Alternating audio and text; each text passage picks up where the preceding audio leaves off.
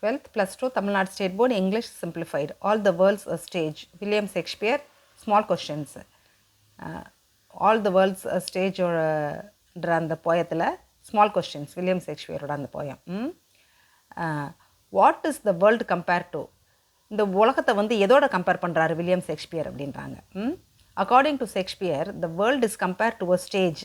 இது வந்து ஒரு மேடை, இது வந்து ஒரு நாடக மேடை அப்படின்றாரு உலகத்தை. Where men and women are mere players, வெறும் நடிகர்கள் தான் நம்ம. Performing their roles in life, நம்மளோட வாழ்க்கையில் அவங்கவுங்க கதாபாத்திரத்தை அவங்கவுங்க நடிக்கிறதுக்கு வந்திருக்கோம். உலகம்ன்ற நாடக மேடையில் எல்லா ஆண் பெண் எல்லாரும் நடிகர்கள், அது அவங்கவுங்களோட வாழ்க்கைன்ற கதாபாத்திரத்தில் அவங்கவுங்க நடிக்கிறதுக்காக இங்கே வந்திருக்கோம் அப்படின்றாரு. B and they have their exits and their entrances, அதாவது அண்ட் அவங்கவுங்களுக்கு அவங்களோட நுழைவாயிலும் இருக்குது, வெளியேறவும் முடியும் அப்படின்றாரு. What do the words exits and entrance mean? இங்கே வந்து இந்த வார்த்தைகள் எக்ஸிட்னா என்ன, என்ட்ரன்ஸ்னால் என்ன, அந்த வார்த்தைக்கு என்ன அர்த்தம் அப்படின்னு கேட்குறாங்க. According to Shakespeare entrance refers to birth. நம்ம பிறப்பு தான் என்ட்ரன்ஸ். இந்த பூமியோட நுழைவாயில் எது? பிறப்பு. பிறந்து தான் இந்த பூமிக்கு வரோம் நம்ம, அதனால் அதை பிறப்பை தான் என்ட்ரன்ஸுன்றாரு. And coming in to the world. And exit refers to death. வெளியேறது வந்து டெத்து, இரவு சாவு தான் நமக்கு வெளியேற்றம், பூமியை விட்டு going out of the world, உலகத்து பூமியை விட்டு நம்ம போகிறது. என்ட்ரன்ஸ் வந்து பிறப்பு, எக்ஸிட் வந்து இறப்பு அப்படின்றாரு. What is the first stage of human life? முதல் ஸ்டேஜ் என்னது மனுஷனோட வாழ்க்கையில்? First stage according the first stage of life according to Shakespeare, முதல் ஸ்டேஜ் எதுன்னா ஷேக்ஸ்பியரோட கூற்றுப்படி இஸ் த இன்ஃபேண்ட் ஸ்டேஜ். குழந்தை இன்ஃபேண்ட்னா குழந்தை தானே. Where the child is in the arms of a nurse. ஒரு நர்ஸ் தானே தூக்குவாங்க முதல் எடுத்தோடனே, குழந்தை பிறந்தோடனே ஒரு நர்ஸ் கையில் தானே அந்த குழந்தை இருக்கும். அதுதான் சொல்கிறாரு. இஸ் த இன்ஃபேண்ட் ஸ்டேஜ், குழந்தை பருவம். அந்த குழந்தை பருவத்தில் முதல் எடுத்தோடனே சைல்டு இஸ் இந்த ஆர்ம் ஆஃப் அ நர்ஸ், ஒரு நர்ஸோட கையில் தான் அந்த குழந்தை இருக்கும். அதுதான் முதல் பருவம் அப்படின்றாரு. அடுத்து D, describe the second stage of life as depicted by Shakespeare. ஷேக்ஸ்பியரோட கூற்றுப்படி செகண்ட் ஸ்டேஜ் என்னது அப்படின்னு சித்தரித்து சொல்லுங்கள் அப்படின்றாங்க.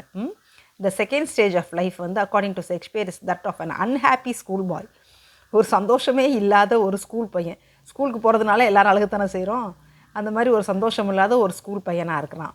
வாக்கிங் லைக் அ ஸ்னெயில், நத்த மாதிரி அப்படியே ஊர்ந்து நடந்து போகிறானா, அவ்வளோ மெல்ல, ஏன்னா விருப்பமே இல்லாமல்.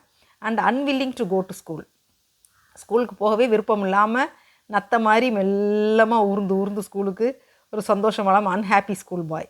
ஸ்கூலுக்கு போகவே அந்த பேகை மாட்டிக்கிட்டு ஸ்கூலுக்கு போகிறதுக்கே அழுதுகிட்டே போகிறது பள்ளிக்கூடத்துக்கு. அப்படித்தானே எல்லோரும் செய்கிறோம், அதுதான் சொல்கிறாரு. அடுத்து E, how does a man play a lover role? ஒரு லவ்வராக அவனோட பங்கு எப்படி வகிக்கிறான் அப்படின்னு சொல்லி கேட்குறாரு. According to Shakespeare as a lover man sighs like a furnace, is unhappy about his lover and sings sad songs. இது எல்லா சினிமாலையும் காட்டுவாங்க. ஷேக்ஸ்பியர் என்ன காதலன்னா என்னென்னு, எப்படி நடந்துக்கிறான் ஒரு மனுஷன் அப்படின்னு. காதலனா எப்படின்னா ஃபர்னஸ் அப்படின்னா ஒரு உலை கொதிக்கிற உலை இருக்குல்ல, அது எவ்வளோ சூடாக இருக்கும்.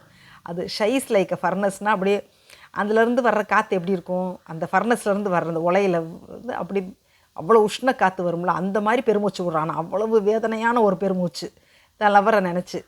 ஏன்னா அன்ஹாப்பி அபவுட், பள்ளிக்கூடத்துக்கு போகிறதுக்கும் அன்ஹாப்பி, காதலியை நினச்சி அன்ஹாப்பி. அப்போ எப்போத்தான் ஹாப்பியாக இருக்கிறது இதுகளோட?